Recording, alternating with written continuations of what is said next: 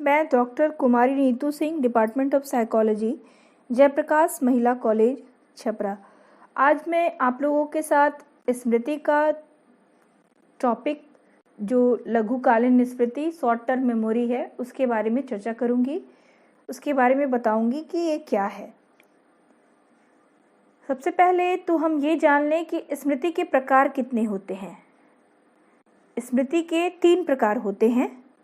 पहला संवेदी स्मृति, sensory memory. दूसरा लघुकालीन स्मृति, शॉर्ट टर्म मेमोरी। और तीसरा दीर्घकालीन स्मृति, लॉन्ग टर्म मेमोरी। अब हमें यहाँ लघुकालीन स्मृति के बारे में चर्चा करनी है। इसके विषय में हमें जानना है कि ये क्या है। लघुकालीन स्मृति को विलियम जेम्स ने प्राथमिक स्मृति भी कहा है। इस तरह की स्मृति की 2 मुख्य विशेषताएं हैं। पहला, एसटीएम में किसी सूचना को अधिक से अधिक 20 से 30 सेकंड तक संचित करके रखा जा सकता है तथा दूसरा, इसमें प्रवेश पाने वाली सूचनाएं कमजोर प्रवृत्ति की होती हैं क्योंकि उन्हें व्यक्ति मात्र 1-2 प्रयास में ही सीख लिया होता है।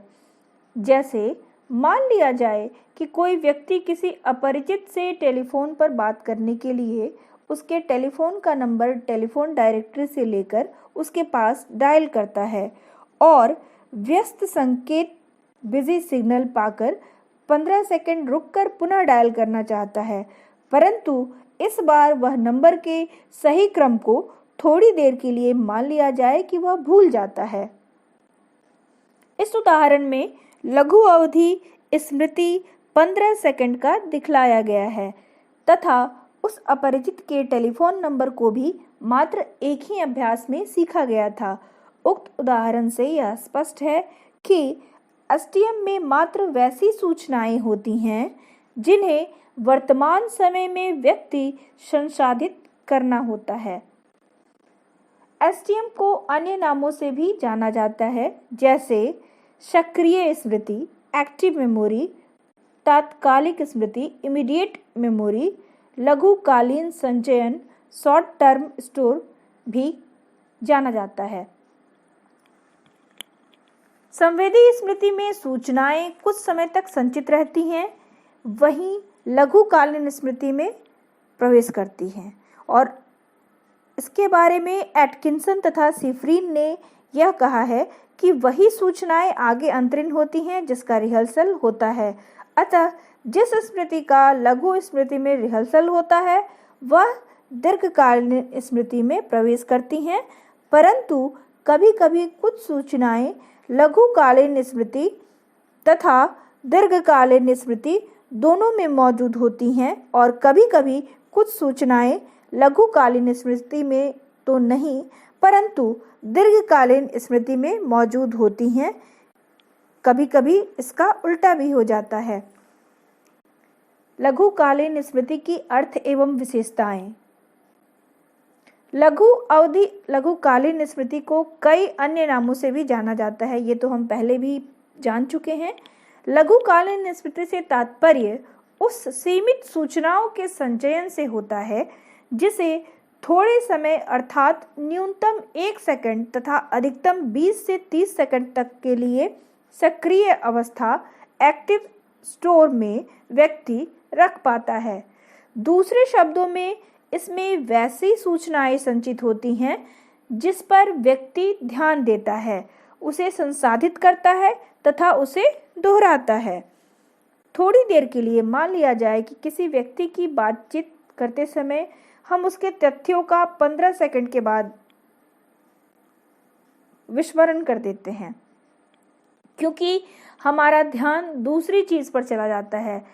तो यह उदाहरण क्या हुआ? यह एक शॉर्ट टर्म मेमोरी का उदाहरण है क्योंकि इसमें मात्र 15 सेकंड तक के लिए सूचनाओं को संसाधित किया गया था और उसके साथ संपर्क में रह गया। लघुकालीन स्मृति के अस्तित्व को दिखाने के लिए ऐसे तो कई तरह के सबूत उपलब्ध हैं, परंतु सबसे महत्वपूर्ण सबूत क्रमिक स्थान वक्र के अध्ययन में प्राप्त होता है। यदि व्यक्ति किसी असंबद्ध शब्दों या शाब्दिक एकांशों की सूची को याद करके उसका प्रत्यावाहन करता है तो हम पाते हैं कि सूची के प्रारंभिक स्थानों से अर्थात ऊपरी स्थानों से या निचले स्थानों से प्रत्यावाहन सबसे खराब होता है। सूची के निचले स्थानों से हुए प्रत्यावाहन को नवीनता प्रभाव तथा ऊपरी स्थानों से हुए प्रत्यावाहन को प्राथमिकता प्रभाव कहा जाता है। नवीनता प्रभाव इस बात की ओर इशारा करता है कि सूची के निचले स्थानों पर के शब्दों का प्रत्यावाहन इसलिए हुआ क्योंकि वे लघुकालीन स्मृति में थे, और प्राथमिकता प्रभाव इस ओर इशारा करता है कि सूची के ऊपरी भागों में प्रत्यावाहन इसलिए हुआ क्योंकि वे दीर्घकालीन स्मृति में थे। इस तरह से क्रमिक स्थान वक्र में इन दोनों प्रकारों अर्थात लघुकालीन स्मृति तथा दीर्घकालीन स्मृति के अस्तित्व का सबूत मिलता है। मनोवैज्ञानिकों द्वारा किए गए अध्ययनों के आलोक में लघुकालीन स्मृति की कुछ स्पष्ट विशेषताओं पर प्रकाश डाला गया है। इन विशेषताओं में से कुछ प्रमुख विशेषताएं जो हैं वो हैं, पहला, लघुकालीन स्मृति कमजोर होती है। यदि इसके तथ्यों पर व्यक्ति किसी कारण से ध्यान नहीं दे पाता है तो उनका रिहर्सल नहीं कर पाता है, तो उनकी स्मृति चिन्ह तुरंत ही समाप्त हो जाती है और वह लघुकालीन स्मृति का अस्तित्व जो है वो खतरे में पड़ जाता है। दूसरा, संवेदी स्मृति। सेंसरी मेमोरी में तो ज्ञानेंद्रियों द्वारा प्राप्त सूचनाएं बिना किसी तरह के हेरफेर किए ही उसी रूप में उसे संचित किया जाता है ना, लेकिन लघुकालीन स्मृति में ऐसा नहीं होता है तथा इसमें उद्दीपकों के बारे में ज्ञानेंद्रियों द्वारा प्राप्त सूचनाओं को कूट संकेतीकरण कोडिंग करके उन्हें संचित किया जाता है। सालिन तथा बैडले 1982 के अनुसार लघुकालीन स्मृति में शाब्दिक एकांशों को उनके आवाज के आधार पर कूट संकेतीकरण करके संचित किया जाता है। इधर हाल ही में कुछ ऐसे सबूत मिले जिनके आधार पर यह कहा जा सकता है कि लघुकालीन स्मृति में शाब्दिक एकांशों को उनके अर्थ के आधार पर भी कूट संकेतीकरण करके उन्हें संचित किया जाता है। तीसरा, मनोवैज्ञानिकों द्वारा किए गए अध्ययनों से यह स्पष्ट हुआ है कि लघुकालीन स्मृति में सामान्यतः 5 से 9 अलग अलग सूचनाओं को ही एक साथ संचित किया जा सकता है, परंतु चंकिंग की प्रक्रिया द्वारा एक समय में 9 से अधिक अलग अलग सूचनाओं को संचित किया जा सकता है। चंकिंग ऐसी प्रक्रिया है जिसमें छोटी छोटी सूचनाओं को बड़ी इकाइयों में समूहन करके उसे याद करते हैं। इन इकाइयों को चंक प्रत्यावाहन कहा जाता है, जिसमें वैसी सूचनाएं होती हैं जो आपस में संबंधित होते हैं तथा जिन्हें अर्थपूर्ण इकाई में एक साथ समूहन किया जा सकता है। मान लिया जाए कि किसी व्यक्ति को निम्नांकित अक्षरों की सूची को एक बार पढ़ने के लिए कहा गया, जैसे FCICBICIAIBM, और उसे याद करने के लिए कहा जाता है, तो बहुत उम्मीद यह है कि वह व्यक्ति इसमें सफल नहीं होगा।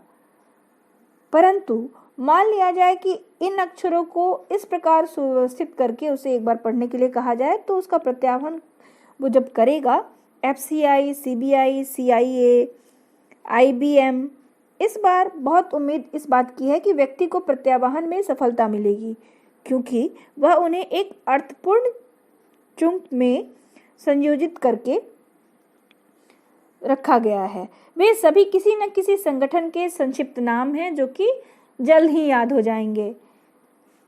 स्पष्ट तौर पे ये कहा जा सकता है कि लघुकालीन स्मृति में सामान्यतः 5 से 9 स्वतंत्र सूचनाओं को व्यक्ति धारण कर सकता है, परंतु चंकिंग द्वारा वह अधिक संख्या में भी सूचनाओं को धारण कर सकता है।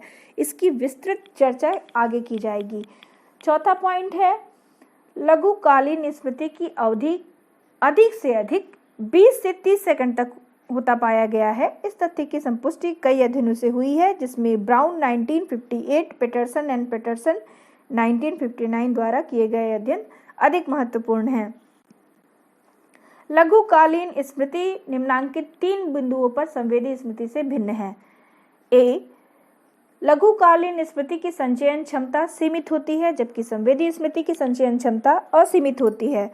बी, लघुकालीन स्मृति में सूचनाओं को संज्ञानात्मक कूट संकेतन अर्थात ध्वनिक, शाब्दिक या भाषाई कूट संकेतन में संगठित किया जाता है, जबकि संवेदी स्मृति में सूचनाएं अपने नग्न रूप में न कि किसी कूट संकेतन के रूप में होती हैं।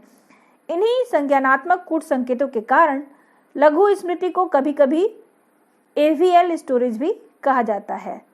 सी, लघुकालीन स्मृति में सूचनाएं संवेदी स्मृति की सूचनाओं की तुलना में अधिक लंबे अवधि के लिए बनी होती हैं। जैसा कि हम जानते हैं कि लघुकालीन स्मृति में बिना रिहर्सल की सूचनाएं लगभग 30 सेकंड तक बनी रहती हैं, जबकि संवेदी स्मृति में सूचनाएं सामान्यतः 1 सेकंड से कम परंतु अधिक से अधिक 10 सेकंड तक ही संचित रह पाती हैं। इस अंतरों के बावजूद इन दोनों में मुख्य समानता यह है कि इन दोनों में जिन सूचनाओं को विस्तृत या अंतरण नहीं किया जाता है उनका अस्तित्व समाप्त हो जाता है। धन्यवाद।